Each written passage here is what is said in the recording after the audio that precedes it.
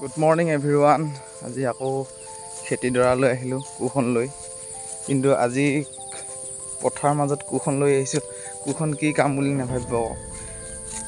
কোৰখন অনাৰ বিশেষ এটা কাৰণ আছে। চাওক, এই দৃশ্যটোলৈ এবাৰ মন কৰক। এইখিনি বাৰু চব সেউজীয়া হৈ গ'ল, একো নাই। তাৰপিছতে যোনখিনি সেউজীয়া হোৱা নাই, এই মাটিখিনি যে এইখিনি মাটি যিহেতু একেবাৰে পানীয়ে নহ'ল, এইখিনি মাটি আমি এটা প্ৰি প্লেন কৰিছোঁ যে কি ইয়াত মানে আমি অন্য খেতি কৰিম। ইয়াত এবাৰ চহাই থৈ দিয়া আছে, মাটি ফালি থৈ দিয়া আছে। সেইকাৰণে আমি মানে এতিয়া কোৰ মাৰিম যে ধুনীয়াকৈ পানী শেষ হোৱাৰ পাছত ঠিক নৱেম্বৰ মানত মানে আমি এটা মাটিমাহ খেতি কৰিম বুলি ভাবিছোঁ। মাটিমাহ খেতি কৰিলে ভাল হ'ব না নহয় আপোনালোকে জনাবচোন। মানে এনেকুৱা এতিয়া মাটিডৰাটো এনে পৰি থাকিব, তাৰপিছত কি কৰিলে ভাল হ'ব?